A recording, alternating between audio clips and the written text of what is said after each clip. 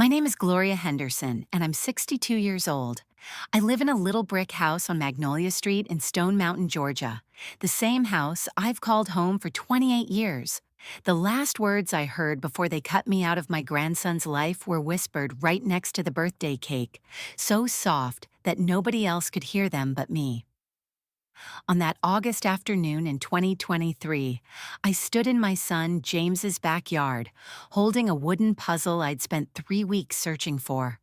The kind with the thick pieces that little hands can grip easily, painted with bright colors that would make my grandson Marcus's eyes light up. The Georgia heat pressed down on me like a wet blanket, making my church dress stick to my back, but I didn't care. I was at my grandbaby's 5th birthday party, and that was all that mattered. The backyard smelled like charcoal and grilled hot dogs mixed with that sweet scent of fresh-cut grass. Children's laughter bounced off the privacy fence while somebody's Bluetooth speaker played that Baby Shark song for what had to be the 10th time. I stood near the drinks table, watching Marcus race around with his little friends, his face painted like Spider-Man, chocolate cake already somehow smeared on his brand new birthday shirt. Every few minutes he'd run past me, and I'd reach out to ruffle his hair or straighten his collar, just needing to touch him, to connect with him in some small way. If you've ever felt like you were being slowly pushed out of your own family's life, go ahead and hit that like button so this old grandmother knows she's not alone in this world. Subscribe to Black Lady Tales so you don't miss what happened next. Because baby, this story takes some turns I never saw coming. And tell me in the comments where you're watching from, and if you've ever had to deal with a difficult daughter-in-law or son-in-law, it would really warm my heart to know who's out there listening. Grandma Gloria! Marcus spotted me from across the yard and came running full speed, his little arms stretched wide. I bent down, my knees protesting, and caught him in a hug that lifted him clean off the ground. He smelled like sunshine and fruit punch, and his sticky hands patted my cheeks the way he'd done since he was a baby. "There's my birthday boy," I said, kissing his forehead. "You having fun?"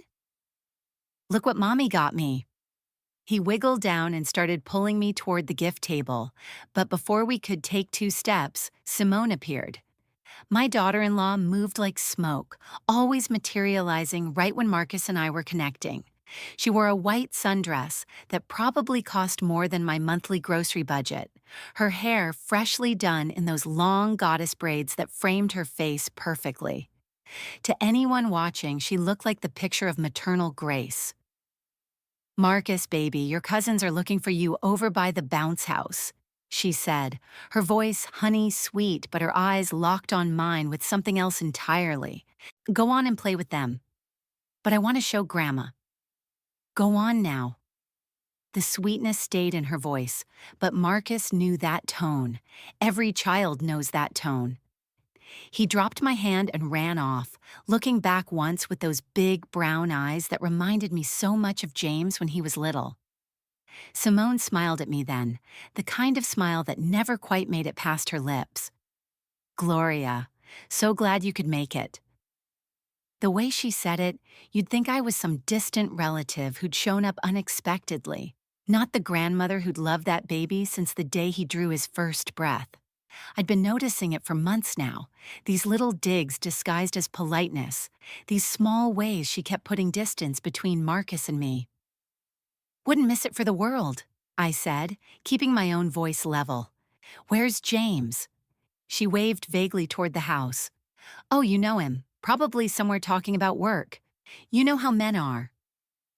I did know my son, which is why it struck me as odd. The James I raised would have found me the moment I arrived, would have made sure I had a plate of food and a comfortable chair in the shade. But lately, James had been different, distant, like he was seeing me through some kind of filter I couldn't understand. I made my way through the party, greeting folks I recognized, mostly Simone's family and friends. Her parents held court near the covered patio, her mother Eleanor draped in jewelry despite the casual setting, her father Charles talking loudly about his latest business deal. They acknowledged me with the kind of nods you give to the help. 3 years of being Marcus's grandmother, and I was still an outsider at every gathering. My son finally emerged from the back door, carrying more ice for the coolers. He looked tired, older than his 39 years, with new lines around his eyes I hadn't noticed before. When he saw me, something flickered across his face, guilt maybe or something close to it, before he arranged his features into a smile. "Hey, Mom. Hey, baby." I moved toward him, but he busied himself with the ice, not quite meeting my eyes. "This is a nice party. Marcus seems happy." Yeah, Simone really went all out. He said it like Simone had done everything alone, like he hadn't contributed to his own son's birthday celebration. "You find a place to sit? You need anything?" The questions felt obligatory, like items on a checklist he needed to mark off. This wasn't my son, not really. This was some stranger wearing James's face, saying what he thought he was supposed to say. "I'm fine," I lied, "just happy to be here." He nodded and moved away, pulled by Simone's voice calling him to help with something. I watched him go, my chest tight with a feeling I couldn't quite name. Something was coming. I could feel it the way you can feel a storm in the air before the first raindrop falls. The afternoon wore on, and I became more and more aware of the careful choreography happening around me. Every time I moved toward Marcus, Simone appeared with a reason to redirect him. When I sat down, somehow I ended up at the table furthest from the action. When the photographer gathered people for pictures, I stood waiting to be called, but the invitation never came. They took photo after photo. Simone's family, James's work friends, even the neighbor from 2 doors down. But nobody thought to include the grandmother. "Time for cake," Simone announced, and everyone gathered around the picnic table decorated with superhero tablecloths and balloons. Marcus sat in the center, his face glowing with excitement, as James carried out the 3-layer cake shaped like Iron Man's helmet. I pushed forward, determined to be close to my grandson for this moment at least. The crowd sang "Happy Birthday," phones out recording, everybody smiling. I stood right behind Marcus, my hand on his shoulder, feeling the warmth of him through his shirt.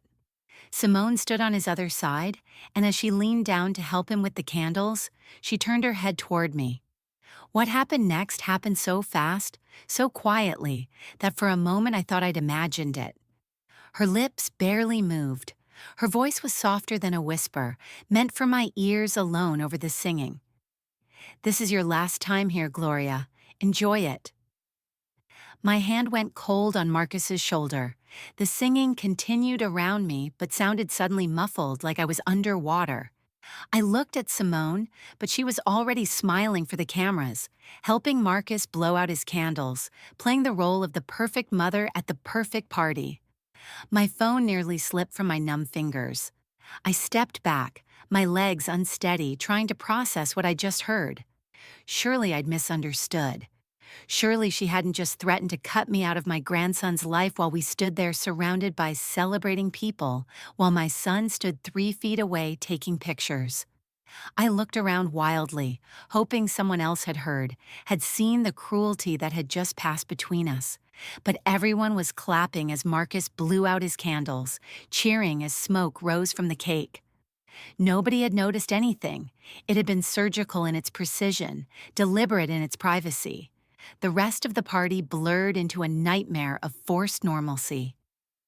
I stood frozen, watching Simone cut the cake, watching her feed Marcus the first piece, watching her orchestrate every moment while I tried to understand what was happening. Marcus kept trying to come to me, with cake, with toys, with stories about school. But each time Simone intercepted him with the skill of someone who'd been practicing for this moment. "Marcus, honey, show your Auntie Patricia your new bike." "Marcus, your friend is leaving, go say bye-bye." "Marcus, help Mommy pass out the party favors." And through it all, James moved like a man in a trance, present but not really there, avoiding my eyes like looking at me might turn him to stone. When had my son become this person? When, Had he started choosing the path of least resistance over the truth? As the party wound down and guests started leaving, I realized with cold certainty that this hadn't been a spur of the moment threat. The distance over the past months, the subtle exclusions, the way James had been pulling away, it had all been leading to this moment. Simone had been laying the groundwork, and today was just her victory lap. I left that party with my stomach in knots and my mind racing, but I didn't know then that the whisper at the birthday party was just the beginning. What I was about to discover about my own son and the woman he married would break my heart in ways I never imagined possible. And it all started 3 years earlier, on the day James brought Simone home to meet me for the first time. Let me take you back to where this all started, because you need to understand what I lost to understand what they took from me. I was born Gloria May Williams in Augusta, Georgia in 1962, the third child of five in a household where love was plentiful even when money wasn't. My daddy worked at the cotton mill until his back gave out, and Mama took in washing and mending to keep us fed. We didn't have much, but we had each other, and we had Sunday dinners that could feed an army, and we had the kind of faith that keeps you standing when everything else tries to knock you down. I met Robert Henderson at a church revival in 1982. He was visiting from Atlanta, standing in the back row in a navy blue suit that had seen better days but was pressed sharp enough to cut glass. When the choir started singing Precious Lord, I heard his baritone rising above everybody else's, and something in my 20-year-old heart just knew. We married 3 years later in 1985, a small ceremony at Mount Calvary Baptist Church, with my mama's pound cake instead of a fancy wedding cake, and his cousin playing piano because we couldn't afford the organ player. Robert worked construction, running a crew that built houses all over DeKalb County. I got a job as an administrative assistant at an elementary school, answering phones and filing papers and putting Band-Aids on skinned knees. We saved every penny we could, living in a one-bedroom apartment near Memorial Drive for 3 years until we could put a down payment on a house. That was 1987, and Robert found us that little brick house on Magnolia Street in Stone Mountain. I thought I'd never been happier. Then James arrived on a cold February morning in 1988, and I learned that happiness had levels I'd never imagined. Robert held that baby like he was holding tomorrow itself, tears running down his face, whispering, "My boy, my boy." James had his daddy's strong hands even as a baby, gripping my finger like he'd never let go. Those were the golden years, even when they were hard. Robert teaching James to throw a football in the backyard, me helping with homework at the kitchen table, all three of us squeezed into the church pew every Sunday, James between us, swinging his legs and humming along to hymns he didn't quite know yet. We weren't rich, but Lord, we were wealthy in all the ways that mattered. Then came October 15th, 2005. James was 17, a senior in high school with college applications spread across his bedroom floor. Robert had been complaining about indigestion for a week, but you couldn't tell that man nothing about going to the doctor. I was making breakfast when I heard the crash from the bathroom. By the time the ambulance arrived, my husband was already gone. Massive heart attack, they said. He was 43 years old. I don't remember much about the funeral except James's hand in mine, both of us holding each other up. My boy grew up that day, became the man of the house before he even got his diploma. I wanted to fall apart, wanted to crawl into bed and never come out, but I had a son to raise. So I went back to work 3 days after we put Robert in the ground, and I took on extra hours filing medical records at the hospital in the evenings. "Mama, I can take a gap year," James said one night over dinner, pushing food around his plate. "Get a job, help out." "Boy, don't you even think about it," I told him. "Your daddy and I didn't work ourselves to the bone for you to give up on your dreams. You're going to Georgia State just like we planned, and you're going to be the engineer you always talked about being." And that's what he did. I worked doubles, sometimes triples, my feet swollen and my back aching. But I watched my boy walk across that stage in 2010 with his degree in civil engineering, and I thought Robert must be smiling down from heaven. James got a good job right out of college working for the city planning department.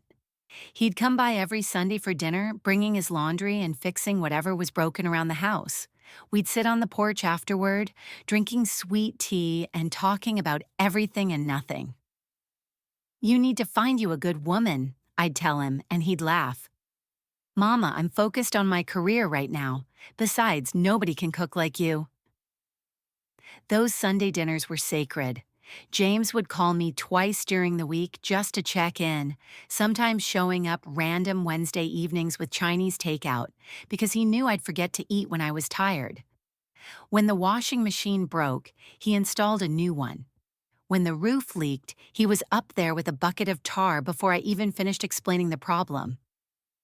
We were a team, the two of us against the world, so when he called me in November 2015, his voice different. Lighter somehow, I knew something had shifted. "Mama, I met someone." "Oh, really now?" I set down the book I was reading, giving him my full attention. "Tell me about her." "Her name's Simone. Mama, she's incredible. Smart, beautiful, successful. She works in marketing at one of those big firms downtown." The way he said her name, like he was tasting something sweet, made me smile. My boy was 27 years old, and this was the first time I'd heard him sound like this about anyone. "Bring her to Sunday dinner," I said. 2 weeks later, James's car pulled into my driveway, and I watched from behind the curtain as he ran around to open the passenger door. The woman who stepped out looked like she'd stepped out of a magazine. Simone had that kind of beauty that made you look twice. Smooth brown skin, hair laid to perfection, wearing a designer dress I recognized from the store windows I passed but never entered. "Mrs. Henderson," she said when James introduced us, extending a manicured hand. "It's so nice to finally meet you. James talks about you constantly." Her handshake was firm but brief, her smile practiced. I'd been around enough people in my 53 years to recognize when someone was performing politeness rather than feeling it, but I pushed the thought away. James was beaming beside her, his hand on the small of her back, proud as a peacock. I'd spent all day cooking, smothered pork chops, collard greens, mac and cheese, cornbread, and a peach cobbler cooling on the counter. Simone sat at my kitchen table, her posture perfect, and I noticed she barely touched her plate. She moved the food around, took tiny bites, murmured, "This is delicious," without ever really eating. Her phone buzzed constantly, and her eyes would flick to it, even mid-conversation. "So you're from Atlanta?" I asked, trying to draw her out. "Buckhead, actually," she corrected, as if there was an important distinction. "My family's been there for generations." She talked about her father's real estate company, her mother's charity work, the private schools she'd attended. Every word seemed designed to establish distance rather than connection. When I showed her pictures of James as a baby, she glanced at them politely but without real interest. When I mentioned Robert, she offered condolences that sounded like something she had learned to say rather than felt. But James was lit up like Christmas morning. He laughed at her stories, touched her hand across the table, looked at her like she hung the moon. And when she did engage with him, really look at him, something in her face softened into what might have been genuine affection. "Your home is so quaint," Simone said as James gave her a tour. "Very authentic." Quaint. That word stuck in my throat like a fish bone. Still, when they left that evening and James hugged me goodbye, whispering, "I really like this one, Mama," what could I say? My son was happy. After years of watching him pour himself into work, of worrying he'd end up alone, he'd found someone. If she wasn't exactly warm, if she seemed to look at my home like an anthropologist studying a foreign culture, well, maybe that would change with time. 8 months later, James called with news that made my hands shake. "I proposed, Mama." She said yes. 8 months. Robert and I had courted for 3 years before he even brought up marriage. But times were different now, I told myself. James was 28, established in his career. He knew what he wanted. The engagement party at Simone's parents' house in Buckhead showed me exactly what he was marrying into. The house was the kind you see in movies. Columns out front, a circular driveway, a foyer bigger than my entire living room. Eleanor, Simone's mother, greeted me with air kisses that never quite touched my cheeks. "So you're James's mother," she said, looking me up and down in my department store dress. How wonderful that he's had such a stable upbringing. The way she said stable made it sound like a consolation prize. The wedding planning started immediately, and I quickly learned my place in it. Nowhere. When I offered to help with costs, Simone laughed softly. "That's sweet, Mrs. Henderson, but Daddy wants to handle everything." They married in the spring of 2017, a lavish ceremony where I was seated 3 rows back on the groom's side, watching my son marry into a world that made it clear I didn't belong. But everything changed when Simone got pregnant in early 2017. For a few beautiful months, I thought maybe a grandbaby would bring us all back together. I thought maybe becoming a grandmother would give me a place in their lives again. I had no idea that Marcus's birth would be the beginning of the end, or that Simone had been planning my exclusion from the very start. When James called to tell me I was going to be a grandmother, I was standing in my kitchen peeling sweet potatoes for Sunday dinner, and I dropped that knife so fast it left a mark on my linoleum floor that's still there today. "Mama, sit down," he said, and I could hear him grinning through the phone. "Simone's pregnant, we're having a baby." I sat down hard in my kitchen chair, tears already rolling down my face before I could even form words. A grandbaby. After all the years of praying, after losing Robert before he could see this day, I was going to be a grandmother. I pressed my hand to my chest, feeling my heart pound with a joy so pure it hurt. "When?" I managed to ask. "When is my grandbaby coming?" "August. Simone's about 8 weeks along. We just got confirmation from the doctor yesterday." August. 7 months to prepare. My mind was already racing. I'd knit blankets in yellow and green gender-neutral colors. I'd help paint the nursery, maybe stencil little animals on the walls, like I'd seen in that magazine at the doctor's office. I'd cook meals for them those first few weeks when they were too tired to think about food. My grandbaby would know love from the moment they drew breath. "I want to help with everything," I told James, already reaching for the notepad where I kept my grocery lists, ready to start planning. "The nursery, the baby shower, whatever you need." "Actually, Mom," James interrupted, his voice shifting slightly. "Simone's already got most of that handled. She hired some fancy nursery designer her friend recommended, and her mom is planning the shower." The joy dimmed just a little, like someone had turned down the lights. "Oh, well, I can still help. Maybe I could make—" "We're registered at Pottery Barn Kids and some boutique place in Buckhead," he continued. "Simone's really particular about keeping everything coordinated. You know how she is." I did know how she was. I'd learned in the months since their wedding exactly how particular Simone could be. But this was my first grandchild. Surely there was room for me somewhere in all this coordination. I spent the next 3 months working on a quilt. Not just any quilt. This was going to be an heirloom. I used the pattern my grandmother had taught me, the one she brought up from Alabama, with interconnecting rings that represented family bonds that couldn't be broken. Each stitch was a prayer for that baby, each piece of fabric chosen with love. The backing was soft yellow cotton covered in little dancing bears. The baby shower invitation arrived exactly 2 days before the event. 2 days. The envelope was addressed to Mrs. Henderson in elegant calligraphy, and inside, the invitation was so fancy I had to read it twice to understand what it was saying. A garden party at the Buckhead Country Club. Dress code, garden party chic. I didn't even know what that meant. I showed up in my best church dress, the navy one with the little flowers, carrying my quilt wrapped in tissue paper I'd saved from Christmas. The country club was all white columns and perfect lawns, with women in pastel dresses that probably cost more than my mortgage payment. They looked at me coming up the walkway like I was arriving to deliver something. "You must be James's mother," one of them said, "not you must be Gloria, or you must be Mrs. Henderson."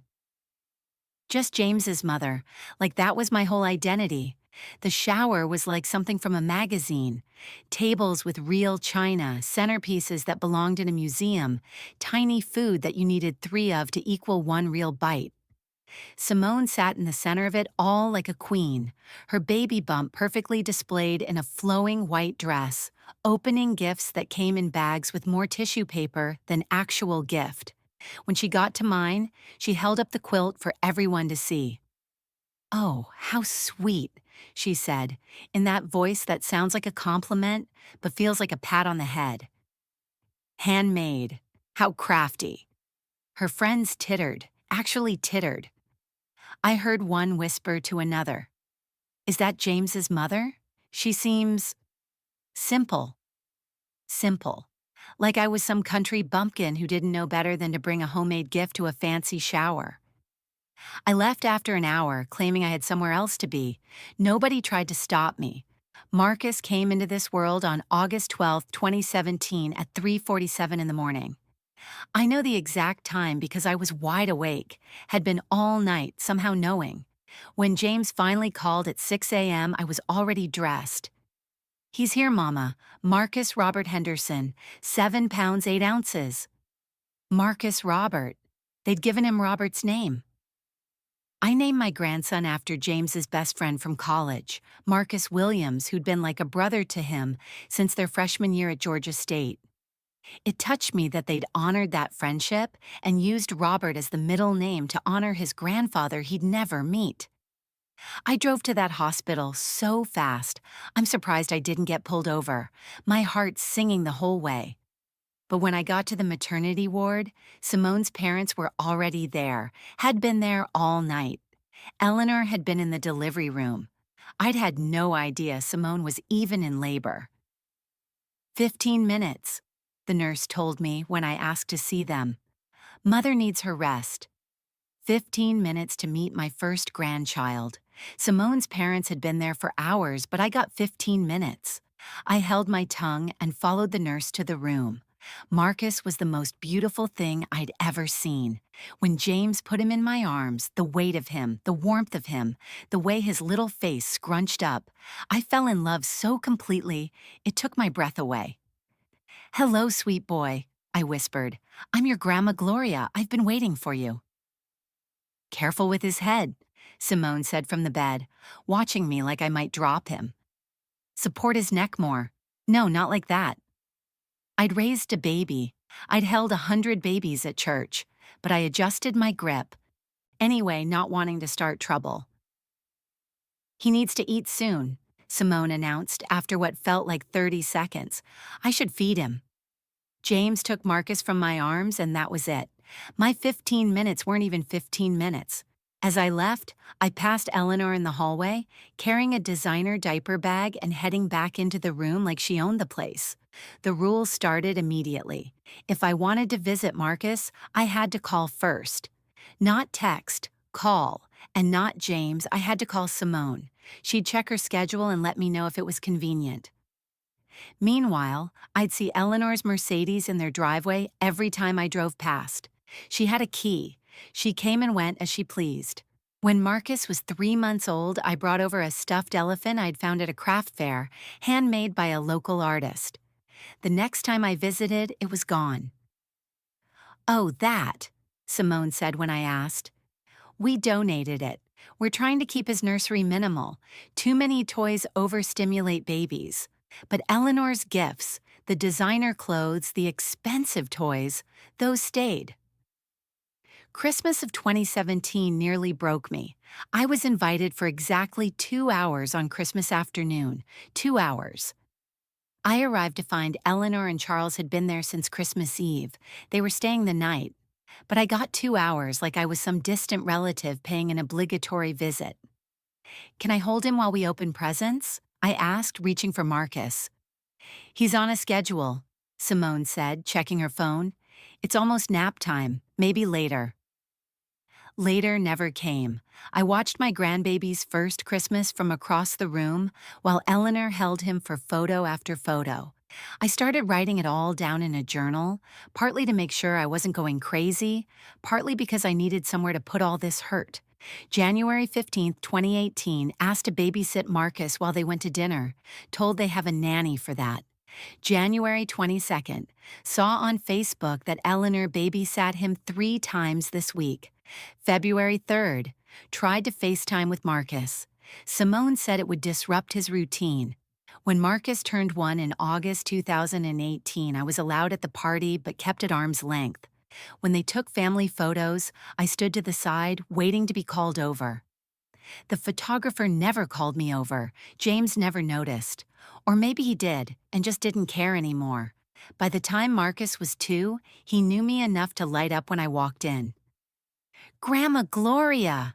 He'd shout, running to me with those chubby little legs. Those moments were everything, but Simone would always find a reason to cut our time short. "Marcus, come help Mommy." "Marcus, your show is on." "Marcus, snack time." She tried to get him to call me Mrs. Henderson instead of Grandma. I heard her correcting him once. "That's Mrs. Henderson, baby." But Marcus was stubborn like his daddy. "Grandma Gloria," he insisted, and my heart swelled with a love so fierce it could have moved mountains. When Marcus turned 3 in 2020, I couldn't take it anymore. I sat James down at my kitchen table, the same table where he'd done his homework all those years, and I told him the truth. "Your wife is keeping me from my grandson." His face went hard. "Here we go. I knew this was coming." "What do you mean you knew?" "Simone said you'd eventually show your true colors, that you never liked her, that you'd try to cause problems." "James, baby, that's not—" "You're jealous of her family. You're threatened because they have money. You can't stand that Marcus has advantages you couldn't give me." Each word was a knife. This wasn't my son talking. These were Simone's words coming out of his mouth. We didn't speak for 2 months after that. 2 months of silence from the boy I'd raised alone, sacrificed everything for. When he finally called, talking about working on our relationship, nothing actually changed. I was still on Simone's schedule, still limited to scraps of time, still watching from the outside while Eleanor played Grandmother of the Year. For 2 more years, I played by Simone's rules. I swallowed my pride, bit my tongue, and showed up whenever I was allowed to, grateful for whatever scraps of time I got with Marcus. But Simone wasn't satisfied with just controlling when I could see my grandson. She wanted me gone completely. And at that 5th birthday party, I finally understood that she'd been working toward this moment all along. After Simone whispered those words into my ear, the world kept spinning, but I stopped moving with it. The birthday cake sat there between us, Iron Man's red and gold mask staring up at me while 30 people sang and clapped, and Marcus bounced in his seat, waiting to blow out his candles. Smoke rose from those 5 little flames, and all I could think was how Simone had just blown out my whole future with my grandson in 8 quiet words. "This is your last time here, Gloria. Enjoy it." My hand was still on Marcus's shoulder, but I couldn't feel it anymore. Couldn't feel anything except the ice spreading through my chest. I looked at Simone, needing to see her face, needing to confirm I'd heard what I thought I'd heard. She was already turned away, helping Marcus lean forward, her smile camera ready as phones captured the moment from every angle. "Make a wish, baby," she cooed, her voice carrying perfectly over the singing.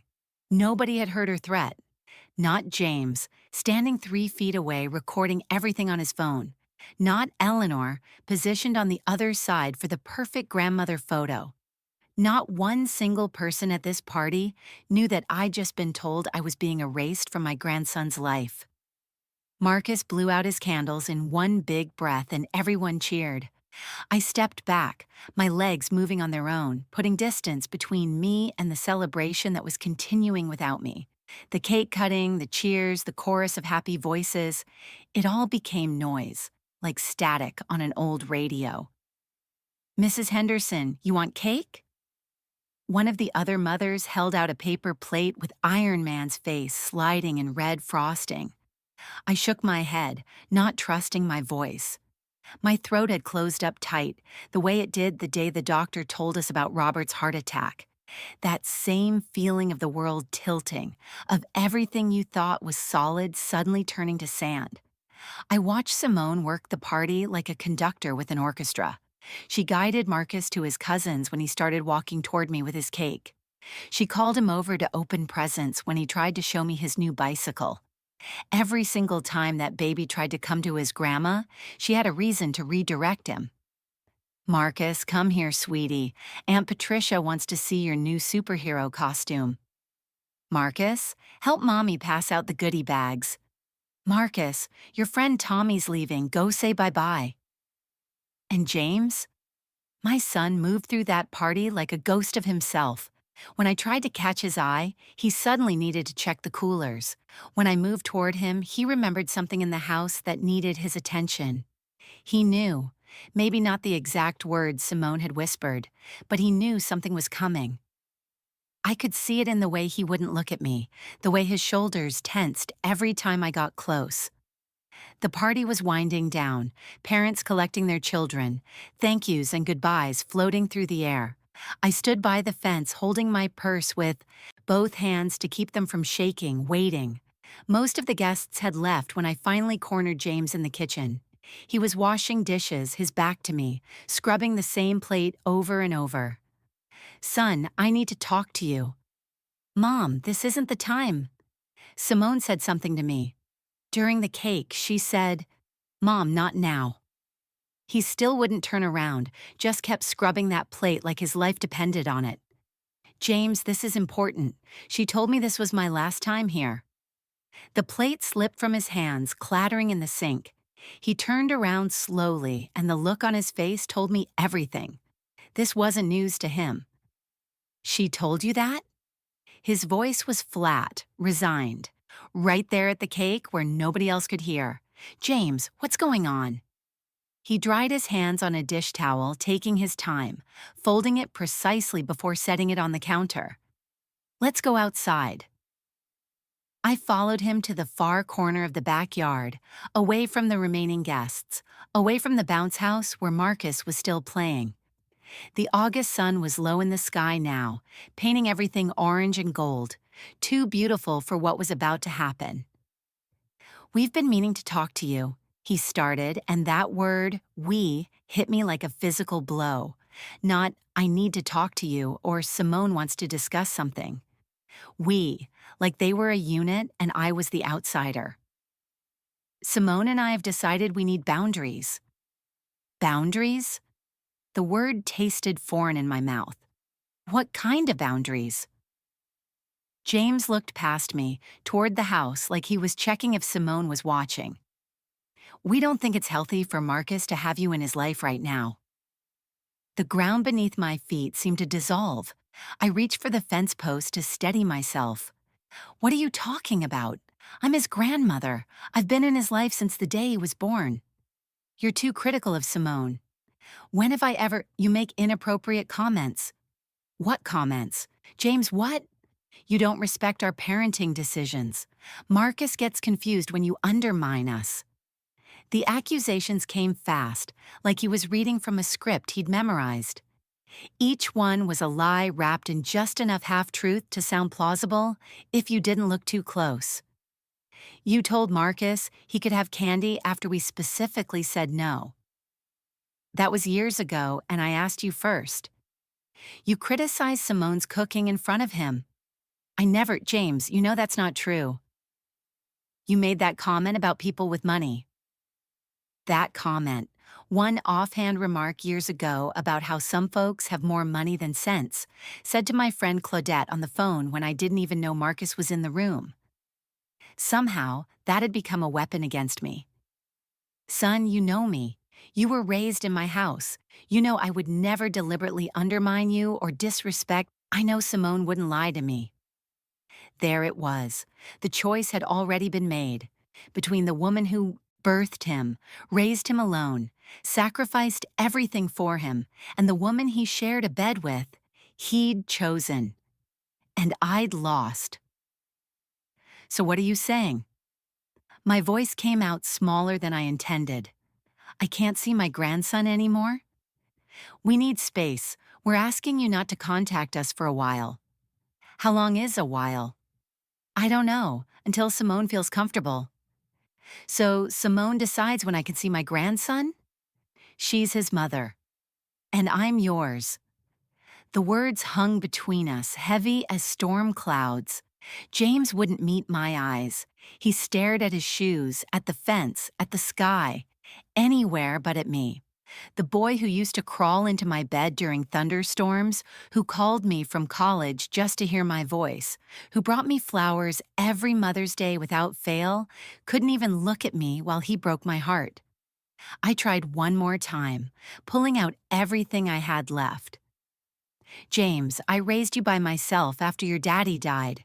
I worked doubles at the school and triples at the hospital to pay for your college. I haven't missed a single important moment of your life. I've never asked you for anything except to be part of this family. And I have tried, Lord knows I have tried, to love Simone, to respect her place in your life. Please don't do this. His eyes filled with tears, and for a moment, I thought I'd reached him. I saw my boy in there, drowning under the weight of what he was doing. But then he blinked, and the moment passed. This isn't easy for me either, Mom, but I have to put my wife and son first. I'm not asking you to choose between us. I'm just asking to be part of Marcus's life. You are part of the family, but Simone needs to feel respected in her own home, and right now she doesn't. The injustice of it crashed over me like a wave. Respected? I'd been nothing but respectful while she treated me like an unwelcome stranger. I'd smiled through every slight, every exclusion, every deliberate act of cruelty. And now she was taking the one thing I had left, my grandson. Grandma! We both turned. Marcus came running across the yard, his Spider-Man face paint starting to smear from sweat, his new birthday crown tilted on his head. He threw himself at my legs, wrapping his little arms around them. Grandma, look! He held up a toy car, red and shiny. It goes super fast. I knelt down, my knees protesting, and pulled him close. I memorized everything, the way he smelled like cake and grass, the weight of him against my chest, his little hands sticky with frosting patting my cheeks, his breath warm against my ear as he whispered about his new toys. Grandma, you come back tomorrow? We can play cars. I couldn't speak. If I opened my mouth, I'd start sobbing and never stop. I just held him tighter, kissing the top of his head, trying to put all my love into that one gesture. Marcus, come inside. Simone's voice cut through the moment like a blade. She stood on the patio, backlit by the house lights. Time to clean up. But, Grandma... Now, Marcus. He pulled away from me, confused by the sharp tone. Bye, Grandma. See you tomorrow? I stood up, my heart shattering with each breath. Simone walked over and took Marcus's hand, leading him away. Just before they reached the house, she looked back at me. The expression on her face was pure triumph. She'd won, and she wanted me to know it. The drive home took 35 minutes, but I don't remember any of it. I sat in my driveway for another hour, unable to face my empty house. When I finally went inside, the silence was deafening. That night, I sat in my living room surrounded by photos of James and Marcus, and I made a decision. I wasn't going to beg, I wasn't going to grovel, but I also wasn't going to give up on my grandson. What I did next might surprise you, and it definitely surprised Simone and James. Because while they thought they were cutting me out of their lives, I was about to discover something that would change everything. For 3 weeks after Marcus's birthday party, I kept my phone within arm's reach every second, waiting for James to call and tell me it had all been a misunderstanding. The phone never rang. I didn't call him. I didn't text. Some part of me that Robert had loved most, that stubborn pride that kept my back straight through every hardship, wouldn't let me beg. I'd already laid my heart bare in that backyard. If my son could walk away from that, no amount of pleading would bring him back. But Lord, the silence was killing me. I found myself scrolling through Simone's Instagram at 2 in the morning, torturing myself with photos of Marcus starting kindergarten. There he was with his Black Panther backpack, grinning with that missing front tooth I didn't even know he'd lost. There was James pushing him on a swing at the park. There was the whole family at Stone Mountain. Marcus on James's shoulders, Simone's hand possessively on James's arm, looking like a magazine ad for happiness. I wasn't in a single photo, not even the old ones. I went back through months of posts, birthdays, holidays, random Tuesday afternoons. Every picture that had ever included me had been archived or deleted. 5 years of being Marcus's grandmother, erased like I'd never existed. The weight started falling off me like water. My church dress hung loose when I forced myself to go that first Sunday after the party. Sister Claudette took one look at me and pulled me into the bathroom. "Gloria Henderson, what in the world is going on with you?" I tried to hold it together, but standing there under those fluorescent lights, seeing my hollow eyes in the mirror, I broke. Told her everything. The birthday party, the whisper, James choosing Simone over me, being cut off from Marcus. Claudette held me while I sobbed into her shoulder, probably ruining her good silk blouse.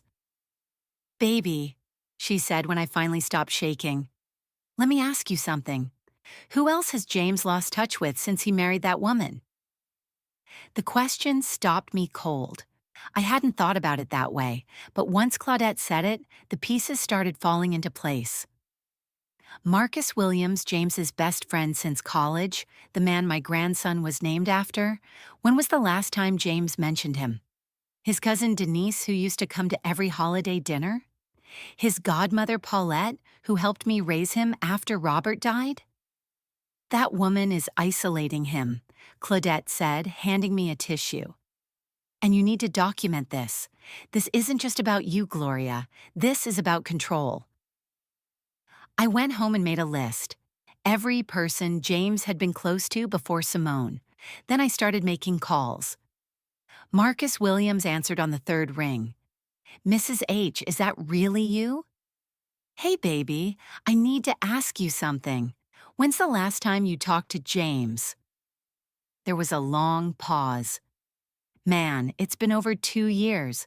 We used to talk every week, you know that. Then it got less and less.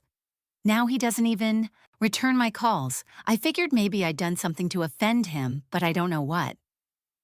Denise's story was the same, just with different details. My daughter's wedding last year, James RSVP'd. Yes, then canceled the morning of. Simone called, not James, and said he had food poisoning. But that same night, I saw pictures on Facebook of them at her company party. Paulette, who'd been like a second mother to James, hadn't heard from him in years. I disappeared from my life, Gloria. Gradually at first, then all at once. The pattern was clear as day. Every single person who'd been important to James before Simone had been systematically cut off. "We need to meet," Denise said. "Compare notes." That's how I ended up at a Starbucks in Decatur with 5 people who'd once been central to my son's life. We sat around a small table meant for 2, sharing stories that sounded like variations of the same song, the excuses James had made, the way Simone always answered his phone, the gradual distance that turned into complete silence. "She's got him trained," Marcus Williams said, stirring his coffee with unnecessary force. "I ran into them at Target last Christmas. James looked happy to see me, started to catch up, then Simone appeared out of nowhere. Man, the look she gave him, he just shut down, said they had to go." Something shifted in me that day. This wasn't just about me being pushed out. This was about my son being controlled, manipulated, isolated from everyone who'd ever loved him. The question was he a willing participant or another victim? I did something I'm not proud of, but don't regret. I started investigating Simone properly. Not Facebook stalking, real research. Public records showed she'd worked at 4 different marketing firms in 7 years. That seemed odd for someone supposedly so successful. LinkedIn told a story of rapid job changes, always moving on just when she should have been settling in. Then I found it. A blog post from a few years back, written by someone called Anonymous in Atlanta. They never named names, but the details were too specific to be anyone else. A toxic colleague at a Buckhead marketing firm who manipulated bosses, spread lies about coworkers, created drama, then positioned herself as the solution. The post described someone who'd systematically pushed out 3 other employees before finally being asked to leave herself. She was brilliant at making you question your own reality. The post read, "She'd twist your words, deny conversations that definitely happened, make you feel crazy for remembering things correctly." My neighbor Louise knocked on my door one afternoon with news that wasn't really gossip at all. "Saw your James at Home Depot yesterday. Lord, that boy looked rough. Tried to say hello, but he acted like he didn't even know me. Looked scared, actually." Scared. My son, who'd played college football, looked scared to talk to our elderly neighbor. That night, sat down and wrote James a letter. Not angry, not pleading, just truth. "Son, I love you. I will always be here when you need me. I'm worried about you. You've lost touch with everyone who cares about you. Not just me, but Marcus Williams, Denise, Paulette, everyone from your life before. This isn't about Simone or me. This is about you and what you're losing. This is about Marcus growing up without the village that should be surrounding him. My door is always open. Love, Mom." I mailed it with no expectation of response. There wasn't one. 2 months after the birthday party, I was at Kroger trying to remember why I'd come to the frozen food aisle when I saw him. James stood 3 doors down, staring at frozen pizzas like they held the secrets of the universe. He'd lost weight, his clothes hanging wrong on his frame. There were shadows under his eyes that reminded me of when he was studying for his engineering exams. "Hey, baby." He jumped like I'd shot him, then his face cycled through so many emotions I couldn't track them all. "Hey, Mom." We stood there in the artificial cold, the freezer humming between us. I didn't mention the letter, the birthday party, any of it. Just asked, "How's Marcus?" His whole face changed when he said his son's name. "He's good, really good. He's learning to read. He's so smart, Mom. Yesterday His phone rang. Without even looking at it, his expression shut down. He answered in a voice I'd never heard him use. "Hey, yeah, I'm at the store. No, just getting pizzas. I'll be home in 10 minutes. Okay, love you too." He hung up and looked at me with eyes full of something I couldn't name. Regret? Fear? Longing? "I have to go." He left his cart right there in the aisle, frozen pizzas and all, and practically ran for the exit. I stood there holding my basket of things I no longer wanted, understanding finally that my son wasn't just choosing his wife over me. He was trapped in something he might not even understand himself. That day, I made a decision. I couldn't fight Simone head-on. She held all the cards. I couldn't rescue James. He had to want to be rescued. But Marcus was only 5. He'd grow up. He'd have questions. He'd wonder where his grandma went, why old photos were missing people, why his daddy didn't have any friends. I would be ready when that day came. I started documenting everything: dates, incidents, the people Simone had pushed away. I joined a support group at the community center for grandparents denied access to their grandchildren. The first meeting, I sat in a circle with 8 other broken hearts, and we shared stories so similar they could have been the same life with different names. The lawyer who came to speak told us about grandparent rights in Georgia, but also warned us that court battles often made things worse. Sometimes, she said, the best thing you can do is be patient and be ready. So that's what I did.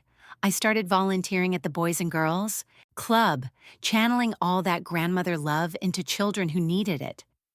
I went to therapy, processing grief that felt like death, but worse, because James was still alive, just unreachable.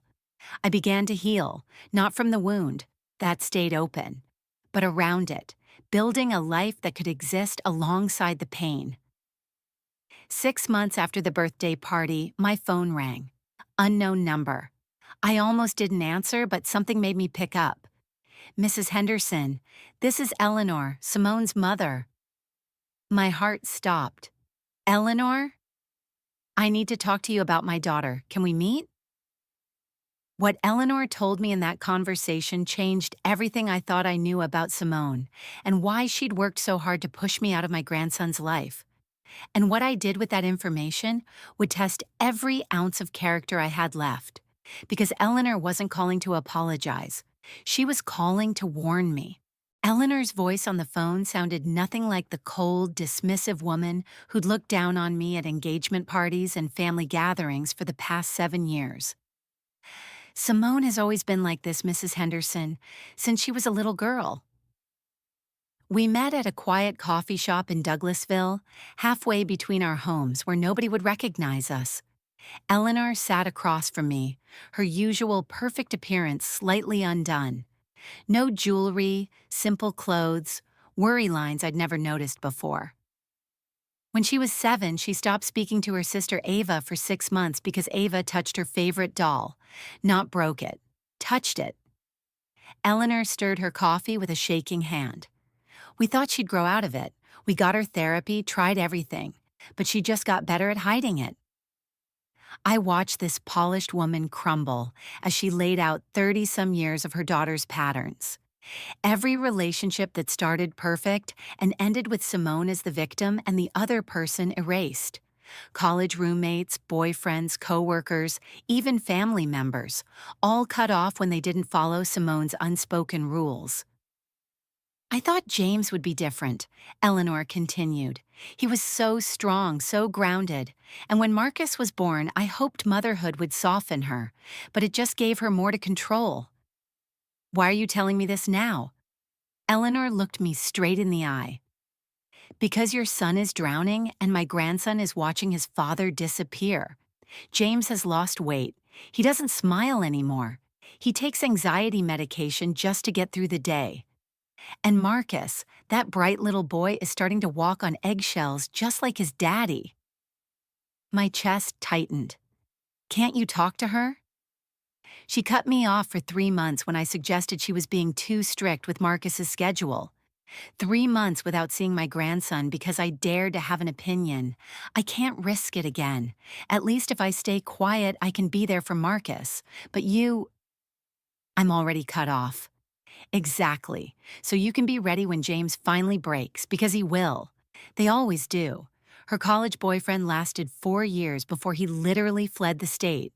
Her first husband made it 3 years before filing for divorce. James has made it 7, but I see the cracks. I left that meeting with my head spinning. Part of me wanted to use this information like a weapon, to storm into their lives and save my son. But Eleanor's parting words stopped me. If you push now, she'll just tighten her grip. Plant seeds, be patient, be ready. 8 months after the birthday party, a letter arrived. James's handwriting shaky like he'd written it fast. Mom, I'm sorry for how things have been. I need some time to figure things out. I love you. 23 words. I read them over and over, searching for hidden meaning. Was this goodbye or a cry for help? I didn't respond. Sometimes silence says more than words, and I wanted him to sit with whatever he was feeling that made him reach out. 3 months later, a text at 2 a.m. I miss you. 2 months after that, Marcus asked about you today. Then nothing for 4 months until I'm not okay. Each time, I responded simply, I love you. I'm here when you're ready. It's been 18 months since Marcus's birthday party in August 2022. He's almost 7 now in first grade, learning to read chapter books according to Simone's Instagram. I've missed 2 birthdays, 2 Christmases, the first day of kindergarten, his first lost tooth, countless bedtime stories, and afternoon hugs. I still send cards for every occasion addressed to Marcus, but knowing Simone probably throws them away. I include photos of myself so he won't forget my face. Inside, I write simple messages. Grandma loves you. Thinking of you today. You are special and loved. Last week changed everything. A manila envelope arrived with no return address, postmarked from Decatur. Inside was a piece of construction paper, the kind they use in elementary schools. A crayon drawing of 2 people holding hands, a small figure in a Spider-Man shirt and a taller figure in a purple dress. At the top, in shaky first-grade handwriting, me and Grandma. I collapsed right there at my mailbox, clutching that paper like it was made of gold. Someone had saved this. Someone had secretly mailed it to me. Eleanor? Maybe. James? Possibly. Some part of me even wondered if Marcus himself had found a way. That drawing is on my refrigerator now, held up by the magnet from his 3rd birthday party, the last one I attended before everything changed. It's proof that I exist in his memory, that somewhere in that controlled, orchestrated life, my grandson remembers his Grandma Gloria. People ask if I regret not fighting harder. Should I have hired a lawyer? Demanded grandparents' rights? Shown up at their door until they had to face me? Here's what I've learned. You can't force someone to see truth they're not ready to see. You can't save someone who doesn't know they need saving. And sometimes, love means standing far enough back that when someone finally reaches for help, there's room for them to fall into your arms. I'm 63 now, will be 64 in a few months. I volunteer at the Boys and Girls Club 3 days a week, teaching kids to make cookies and listening to their stories.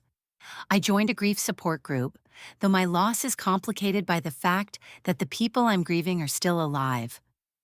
I tend my garden, grow tomatoes that Marcus will probably never taste, keep his room exactly as it was the last time he visited. But I'm not waiting anymore. I'm living, because that's what I choose. To be a woman who doesn't let pain define her limits. To be someone my grandson would be proud to know when he's old enough to come looking for answers. And he will come. One day, Marcus will be 14 or 18 or 25, and he'll want to know why there are no pictures of his grandmother after age 5. He'll question the story he's been told. He'll maybe find this video, or someone who knew us will tell him the truth. When that day comes, I won't be a bitter old woman destroyed by loss. I'll be whole, ready, arms wide open. If my story touched your heart in any way, please hit that like button to let me know I'm not alone in this. Subscribe to Black Lady Tales because I'll be back next week with another story from this complicated life we're all trying to navigate together. And I want to know, have you ever been pushed out of a family relationship you valued? How did you handle it? Tell me in the comments where you're watching from and what you think I should have done differently, if anything. Your words mean more to me than you know. Until next time, remember, you can't control how people treat you, but you can always control the kind of person you choose to be. And that's where your real power lives. My grandson is 7 years old now, and I haven't seen his face in person in almost 2 years. But I haven't given up hope, because love doesn't die just because someone tries to bury it. And one day, when Marcus is old enough to ask questions, when he wonders where his Grandma Gloria went and why she stopped coming around, the truth will find him. And I'll be waiting. Not with anger, not with bitterness, but with the same love I've carried for him since the day he was born. That's what Simone never understood. She could take my access, but she could never take my love. And in the end, love is the only thing that lasts. This is Gloria Henderson, and this is my truth.